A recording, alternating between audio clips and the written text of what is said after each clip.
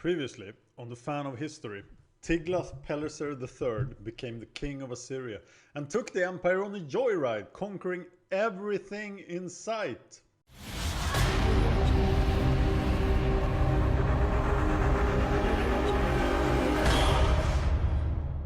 So, what happened in the 730s BC? Well, a lot of things happened.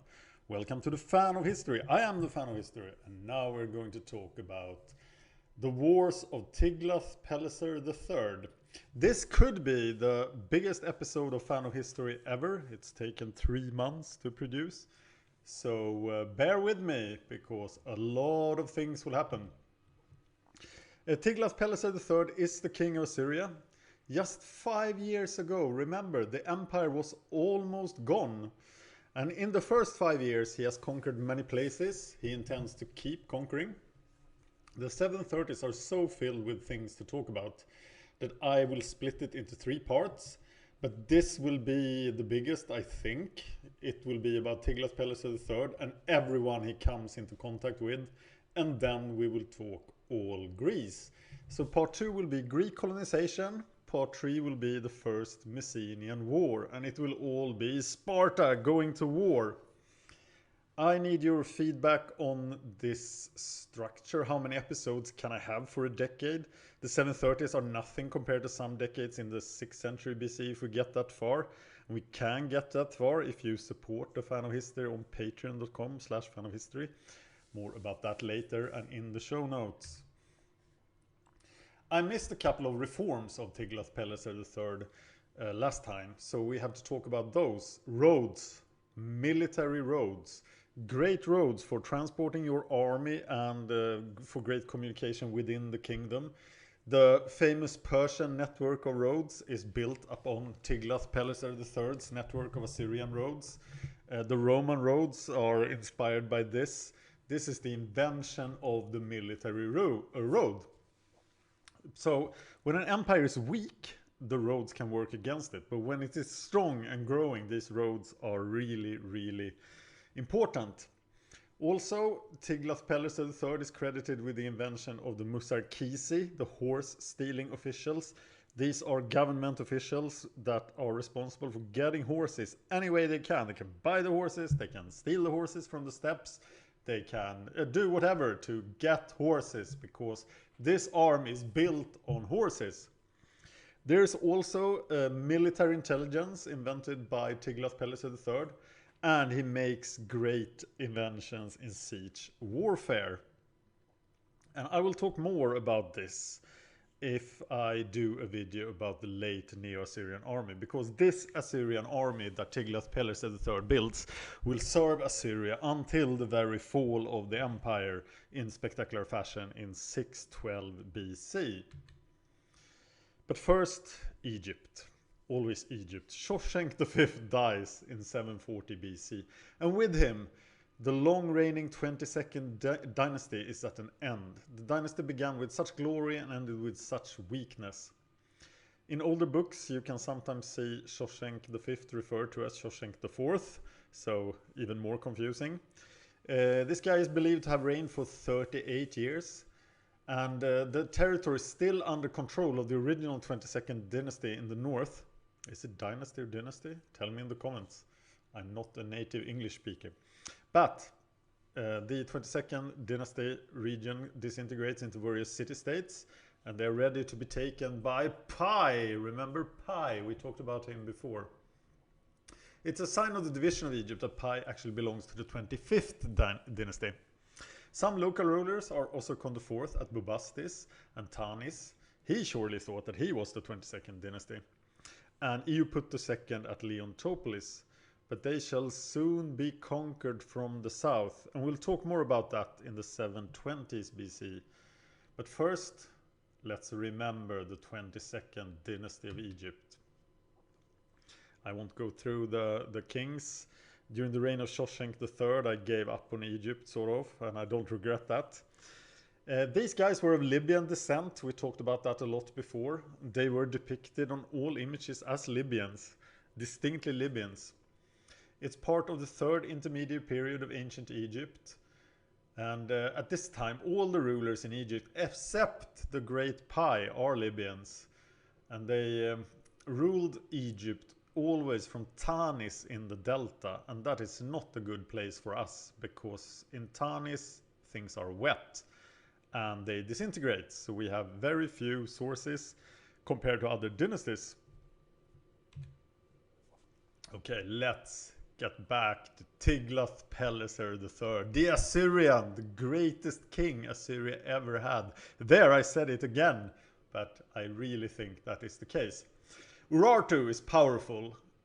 Tiglath-pileser III defeated Urartu in the last episode, but Urartian influence has crept south and now very, very close to Assyria. The kingdom of Uluba is located in the Kabku. It's only 100 kilometers north of Nineveh, so it's really close to Assyria. But it's separated from Assyria by a range of mountains called Mount Nal, and you can see them in the lower right of this map. You can actually find Uluba on this map. It feels weird that we have never heard of this kingdom before in the sources, but it's there and it's not part of the Assyrian Empire. Tiglath-pileser III made an inscription at Milamergi, recording the whole of this campaign. And he states that Uluba actually was going to invade Assyria, which feels kind of interesting, but maybe they planned this during the Great Weakness. And this would only be possible, of course, by receiving a lot of assistance from the great power of Urartu in the north. So the point from Urartu's side would be to relieve Assyrian pressure on the western front in Syria. But Uluba is crushed and turned into an Assyrian province. And the next year, people from Uluba will be deported to Tushka. Where is Tushka, you ask? Well, we'll get back to Tushka when we talk about 738 BC. So let's talk about it. In 738 BC, the Assyrian will attack into Syria. I thought that I had a pretty clear understanding on who was an Assyrian and who was a Syrian, but it turns out that today this is pretty hard to tell, and I can't really tell. So I apologize to any Assyrians or Syrians listening to this, but I don't really understand the difference today. But at this time, they are two very different people. Of course, you can't really talk about the Syrian people. They are Arameans or Neo-Hittites, or merged Arameans or Neo-Hittites. Pretty much. During the trouble with Uluba, when the Assyrians had their attention diverted, a new anti-Assyrian coalition appeared in Syria. And it was led by a guy called Asriau, and he has often been mistaken for Azariah, the king of Judah, but that's definitely not the leader. This is in North Syria, not anywhere close to Judah. A number of North Syrian cities and part of the kingdom of Hamath are involved in this coalition. We don't have any details of the fighting itself, but the coalition is crushed, totally defeated by Tiglath-pileser III. And we have a list of states that remained loyal and paid their tribute and did not take part in this rebellion. This list includes Karkemish and Q, and you can see the list there. Another important person is mentioned is Sabibe, Queen of the Arabs, who also pays tribute, and we'll talk more about the Arabs in this episode. Southern Syria also takes this chance to pay tribute and reassure Tiglath-pileser III that, hey, we are not your enemies, we are your loyal vassals, please don't come here. So Damascus, the loyal part of Hamath, Byblos, Tyre and Samaria, that is Israel, they all pay tribute, they are all loyal. But Tushka then, that we mentioned, it was part of the coalition as one of the northern Syrian cities. It was recaptured, and people from there were deported to Uluba, and people from Uluba were deported to Tushka. This is part of a massive resettlement project by Tiglath-pileser III, and this year he also raided into Babylonia, probably on Babylonian request, and captured Arameans that were causing havoc in Babylonia. And these Arameans are also forced to settle in Assyrian border provinces that they had no relation to. So they the idea with this resettlement is that you are moved to another part of the empire that you know nothing about, and then you are sort of identified as an Assyrian by the people causing trouble there, and you have to fight then for the empire that conquered you. So it worked pretty well. This is a fun episode, and it ties into part 2 and 3 of the 730s BC, because this is actually an interaction between the Greeks and the Assyrians. They are hard to find, and it might have happened in 738 BC, but there is a problem with this date, because there is an Assyrian governor of Tyre and Sidon, and Tyre doesn't have an Assyrian governor as far as I can tell in this year. His name is Kurdi Ashur-lamur, and he sends a letter to Tiglath-pileser III saying that the Ionians attacked the city of Samsi Muruna and the city of Harisu and one other city. I took the people of the Saku class. I have no idea what that means. But the Ionians have not taken anyone, and I pursued them to the midst of the sea. So Greek pirates attacking the coast of the Assyrian Empire. There is a very similar report from a Persian satrap called Oroetes, governor of Sardis in 520 BC. The raiders probably came from Cyprus or the southern Anatolian coast, which is a famous hideout for pirates for many years to come. So, pirates in the Mediterranean. In 737 BC, the Assyrian returns to the east. Remember, he was in the east in 744 BC. He penetrates deep into Median territory. The states that were conquered in 744 BC reassure their loyalty, such as the Bit Kapsi. The Assyrian royal army proceeds into Media as far as Sakruti, I want to say Mount Bikini, but it's Mount Bikini. That is probably modern Alvand, and a salt desert called Ushkakuna. The Assyrian also pushes southeast to conquer territory right up to the border of ancient Elam, and in the east Tigris area. There is a long list of cities conquered in this campaign, but 3 of them stick out. They are Til Ashur, Bit Sagbat, and Silkasi. Til Ashur was probably founded by Assyrians and then conquered by Babylonians at some point in the past, because these 3 were Babylonian fortresses. And the fact that the Assyrian conquers Babylonian fortresses speaks against my theory that he was actually in alliance with Nabonassar, king of Babylon. And we'll talk more about that alliance. I still think that the alliance sticks. So what did the Assyrian actually conquer in the east? The sources are fragmentary, and we don't understand the geographic names. We don't know the location of most of the geographic names. But he seemed to have gained direct control of Namri, Bit Kamban, and Parsua. These states are still in the Assyrian hands during the reign of Sargon II. Datla of Ilippi and Iranzu of Mania are still Assyrian vassals. These guys were conquered in 744 BC, and they will play an important role in Sargon II's campaigns in the east. There is now a major Assyrian bridgehead in Media and Mania, and this is very useful if you want to attack Urartu from the east. There's also a secure border with ancient Elam, and there is some territory then captured from the Babylonians in the east Tigris region. In 736 BC, Tiglath-pileser III has to return to Uluba. This campaign is not as well documented as the 739 BC campaign. There is a provincial capital, Ashur-ikisha, that he starts building at this point.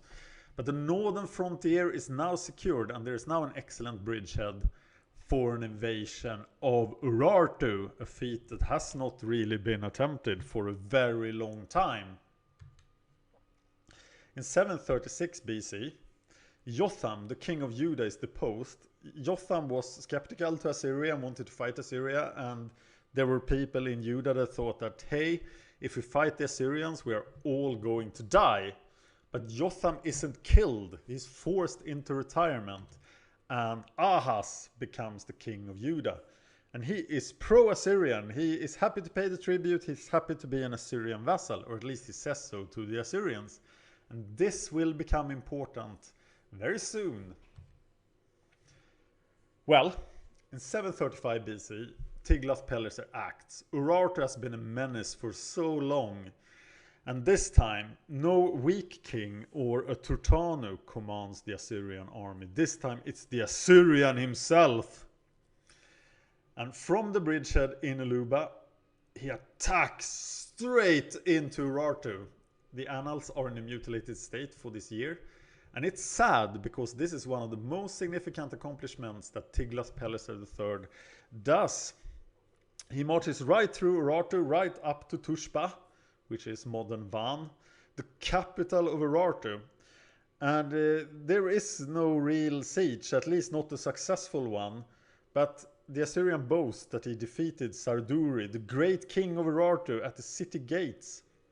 This was a very planned and skilled action. You saw the action against Aluba earlier. And this is the end of a lot of planning. But the war is successful. The power of Urartu is broken. And it is not a great threat anymore. And now, during the rest of his reign, Tiglath-pileser III can focus on other areas. This was a downward spiral in the power relations between Assyria and Urartu, and it is now broken. The northern front, the western front, secured, and you could now make a great invasion of Urartu if you were thus inclined, and Sargon II will be thus inclined. So stay tuned for the major invasion of Urartu. This year is problematic. Very, very, very problematic. But I think it is... I've been giving this a lot of thought, and I think it happens in 735 BC. Menahem, the king of Israel, dies. He was a cruel ruler. Remember the ripping open the pregnant women part? But he dies peacefully of natural causes, which is quite an achievement in these violent times. He leaves his throne to his son, Pekahiah. And the Bible really hates this guy, and I'm not sure I believe the part about ripping open the pregnant women. But Menahem he knew what the Assyrian war machine was, and he paid his tribute. His king, Pekahiah, his son, Pekahiah, who becomes the king, also receives a lot of bad press in the Old Testament, continuing the practices of Jeroboam and the sins of Jeroboam. But he also continues to pay tribute to the Assyrians, assuring the survival of Israel. So no small feat there, because paying the tribute to Tiglath-pileser III is the right action in these times, I promise you. In 735 BC, right after his defeat, Sarduri II dies. We don't really know how. And he might have been the greatest king Urartu ever had. He was succeeded by Rusa, and this might actually have been a rebellion, because Rusa, there is an inscription where Rusa says that he took power in Urartu with only his 2 horses. And I'm not sure what that means. We will talk more about Rusa in the upcoming episodes, but I had to cut something out of this episode because it is so long. And I decided to not talk more about Urartu. So back to Urartu later. In 734 BC, Nabonassar, the king of Babylon, dies. He was the first Babylonian king in a long while that left the throne to his son. He ruled Babylonia 747 to 734 BC. And if I'm correct about his alliance with Tiglath-pileser III, he actually helped to put Tiglath-pileser III on the Assyrian throne. And that helped him a lot. He received Assyrian help.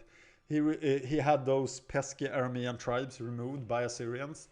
And overall, he seems to have been a very skilled politician. He is replaced by his son, Nabu-nadiner. This guy is then the only king to succeed his father between 810 and 626 BC. That's sort of an indication of how troubled these times are for the great state of Babylon. There are no known texts from his reign, and that is probably not a good sign. I think he maintained the alliance with Tiglath-pileser III. But remember, the ancient alliances were always between men and never between states. So he had to make a new alliance with Tiglath-pileser III. And I think Tiglath would have liked that. In 734 BC, Tiglath-pileser III assumes that he has firm control of Syria, Phoenicia and Palestine, pretty much all of this map. So he marches the royal army right through these areas, nobody's giving him any trouble, and he conquers Gaza in the south. You can find Gaza among the Philistine states in the red area on this map. So that's very far from Assyria. And the goal is to conquer all the territory right up to the Egyptian border. There is a golden statue of the Assyrian himself erected in Gaza. Kanunu, called Hanno in Greek, is the ruler of Gaza, and he flees to Egypt. But later he comes back, probably after a lot of negotiation, and serves as an Assyrian vassal in Gaza. Tiglath-pileser III says that he established an Assyrian trading center at Gaza and also erected another statue on the Egyptian border at Nakal Musri, the Brook of Egypt. So what did the Egyptians think about this? And who is actually in control of the border right next to the Assyrians then? It's very, very hard to tell, but it's one of these small Libyan kingdoms in the north of Egypt. But this project to establish Assyria right up to the border of the Egyptians will be diverted by events nearby. Pekahiah, the king of Israel, is assassinated. Pekah, son of Remaliah, does the deed with the help of 50 men from Gilead. Pekah takes the throne, and the reason for this rebellion is probably the heavy tribute payment to the Assyrians. We talked about that before, but the Israelites are paying a lot of money to the Assyrians. And Pekah is fed up with this. He's anti-Assyrians, he's looking for allies to keep the Assyrians away. And he finds Rezin, the king of Aram Damascus, who's also fed up with this. And Tiglath-pileser III returns to Calah at the end of his campaign to Gaza. That's the normal thing. You return. He has this standing army, but he tends to return to Calah at the end of the year and then go out next year, like the kings of old. So the alliance remains untested. They can't fight the Assyrians right now. But Ahaz of Judah, he is nearby. So they try to force him into joining them. But Ahaz knows that it's not a good idea to go against the Assyrians. So he's invaded by Israel and Damascus. Pekah raids into Judah, taking a number of captives to Samaria. The prophet Oded rebukes him, and people are upset that Israel is fighting other Jews. The captives are set free and return to Judah. And Rezin shows up with his army. And together, Israel and Damascus invades Judah. And Jerusalem is besieged. And another prophet, Isaiah, is really angry about this. The allies want to impose a puppet king upon Judah and then have the resources of Judah at their disposal for the big fight with Assyria. But Ahaz will not give in. And as an Assyrian vassal fighting for the Assyrian cause, he of course has the right to request the protection from the Assyrian king. So he asked Tiglath-pileser III, most politely I'm sure, that could you please come and beat these people up? And if there's anything Tiglath-pileser III can do well, it's beating people up. So in this same year, the Assyrian arrives on the scene and the royal army enters Aram Damascus, probably from the east. And Rezin decides that he is strong enough to meet Tiglath-pileser III on the battlefield. And that, my friends, is not a good idea. He actually has the help of Samsi, queen of the Arabs. Notice that this is a new queen of the Arabs. And they might have had more than one queen. But even with the help of the Arabs, the army of Damascus is soundly defeated. Rezin flees from the battlefield and hides in his great city.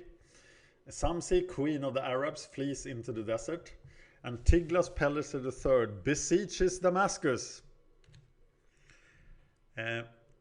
This goes on for 45 days, and the Assyrians are unable to capture Damascus, which is a bit surprising to me. So Damascus must have been a great fortification. Remember, Shalmaneser III also failed to besiege Damascus. And like Shalmaneser III, Tiglath-pileser III sends his troops to destroy the orchards around Damascus. They also managed to take the ancestral home of Rezin himself, Bit Kadara. It's taken and its people are deported to other parts of Assyria. Rezin is the biblical name for this king of Aram Damascus, and is called Rakianu in the Assyrian sources. After this unsuccessful siege, Tiglath-pileser III returns to Calah once more. But in 732 BC, he's back and he is prepared for the siege. The annals are sadly missing for this year, but the siege works out. The city of Damascus falls. The kingdom of Damascus, called Bit Hazael by the Assyrians, is made an Assyrian province, and this territory stretches from the Lebanon in the north to the Gilead in the south. This is the end of Aram Damascus. It has been a nail in the eye of many Assyrian kings since the 870s BC, but it ends here, with total conquest by the Assyrians. No vassalage for Damascus, but it is now a province of the Neo-Assyrian Empire. So rest in peace, Aram Damascus. I think that the Assyrian wanted to attack Israel, the other part of the alliance, but he's distracted by rebellion in Tyre, and he has to go to Tyre. Tyre is not taken, but it takes another fortified city owned by Tyre, and then Hiram, the king of Tyre, submits and pays tribute to the great Assyrian king. And there is no talk of any governor of Tyre, so who wrote a letter about the pirates? Not sure.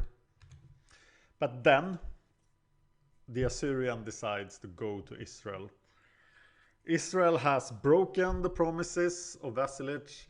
Their sacred oaths were worth nothing, and now it's time to punish them. Pekah also takes to the field and tries to fight Tiglath-pileser III on the battlefield. Doesn't go very well. He flees to his capital, and Samaria is besieged. And the people of Samaria, they saw what just happened to Damascus. Aram Damascus ended as a kingdom, and could this be the end of Israel? They have to do something, and they do. They kill the king and throw him from the battlements. I think that was a pretty good idea, because the population of Samaria was about to be massacred.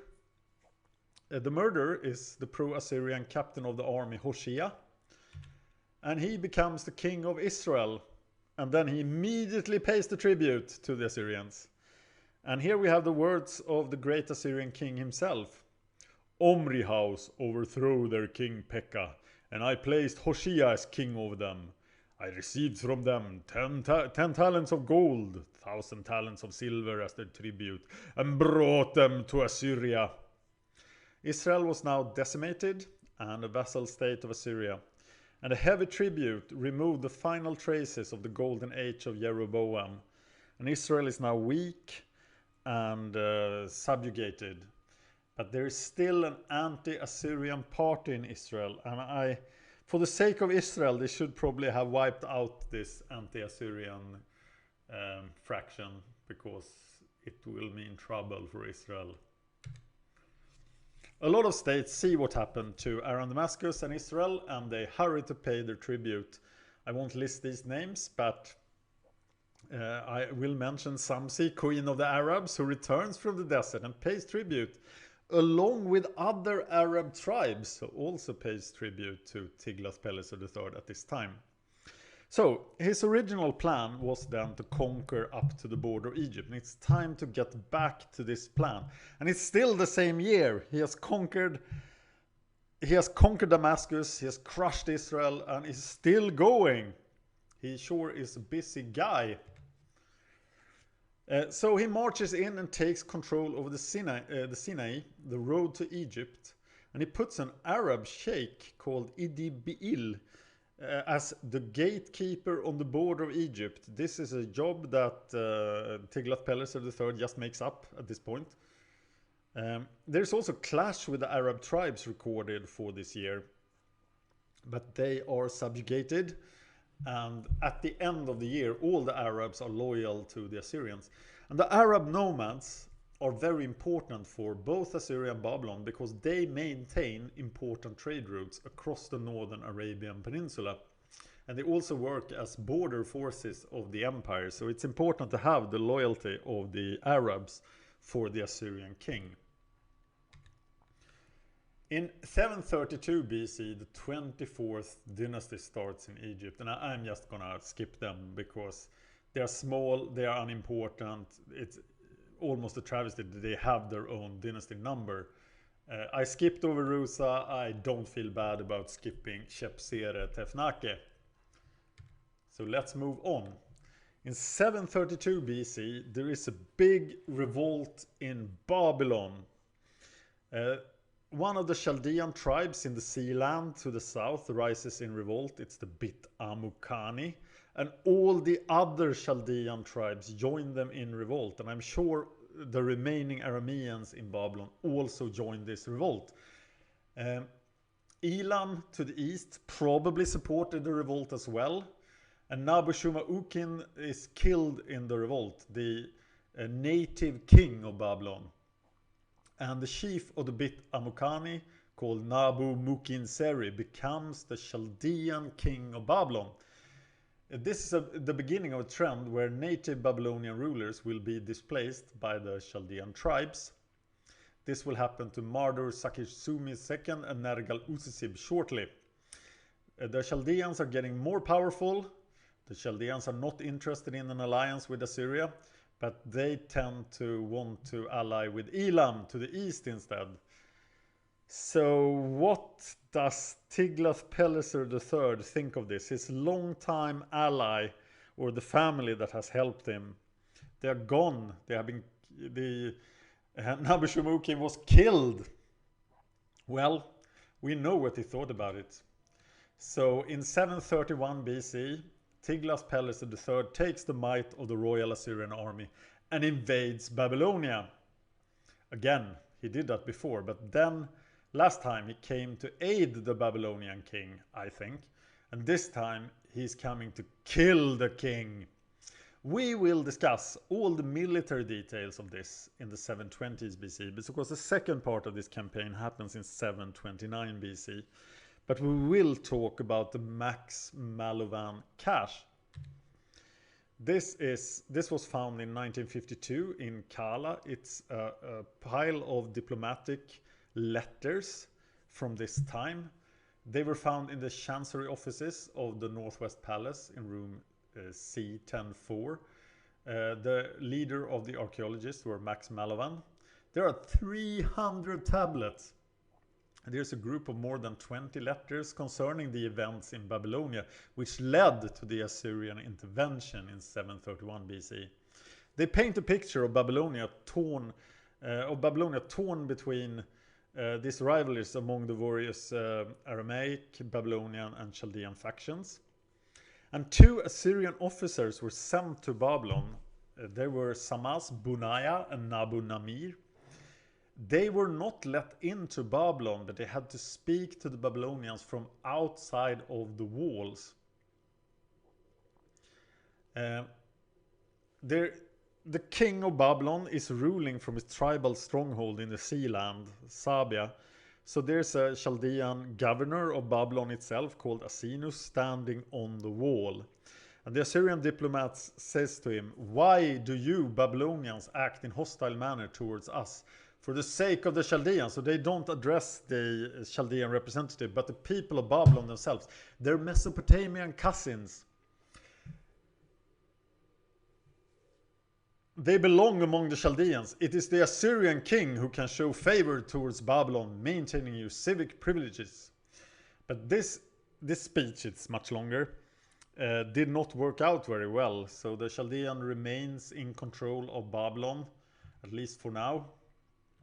And at some point, Tiglath-pileser III must have asked himself, what do I do when I win? Because he will win, of course. He is Tiglath-pileser III and he never loses. But it is not the first time that Assyria defeats Babylonia. And every time this happens, Babylonia rises again in revolt at some point in the future. So who could rule Babylonia, be strong enough to contain the tribes, and still remain loyal to Assyria? Who? It seems that you can't put the native ruler in charge of Babylonia because they will be deposed or they will turn traitor. We'll talk more about the final solution that Tiglath-pileser III comes up with. How to rule Babylonia as a loyal ally to Assyria. In 730 BC, Tiglath-pileser III takes a break. There is no record of anything he did in this year. And there is no hole in the annals, that there's like no war that we want to put in this year. So it actually seems that he took a break for this year. And I'll give him this. He has been so busy for 15 years, that, yeah, cool on you, Assyrian. Take a break. Next time, we will talk about Greek colonization. It will be the 730s BC part 2. Because the Greeks are spreading like wildfire in the Mediterranean in the 8th century BC. And this happens, it's sort of the concentration of this colonization effort happens in the 730s BC. But I will talk more generally about Greek colonization as well. I will now take this show on a summer break.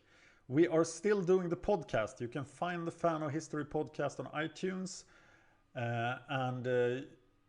Please check it out, because the podcast is not taking a break over the summer. So every second Wednesday there is a new episode of the podcast. It's me and Brennon talking about events in history, starting at 1000 BC and going forward, just like this show. But it goes into a bit more detail, and it's a discussion between two people instead of me just talking to you. So this show will return sometime after the summer. I don't want to set a date yet. I might do so soon. Discuss the show with me on YouTube or on Facebook. Please check out the Facebook page for Fan of History. You can find Fan of History on Twitter, and there will now be articles, I hope, on the Fan of History WordPress site as well. I am not the writer of those articles, but they are great. Subscribe, like and share. It helps me to keep going. But what I really need most of all is supporters at Patreon, because I'm trying to quit my job. Yeah, I am. And I want to do YouTube stuff full time. It's mainly another channel and not this one. But I would love to do more history stuff. I've been working on the Killing Hitler series. Hitler Must Die. And I've been working on poison gas in the Second World War. I've been working on a lot of stuff. And I need your help, because I have to pay the bills. So please contribute. Consider contributing $1 per episode of Fan of History. That is podcast or YouTube show. You can find it on patreon.com/fanofhistory. Of course, if you subscribe, like and share, I'm also very happy. If you could give us an iTunes review for the podcast, that would be amazing. So thank you for watching, and speak to you later.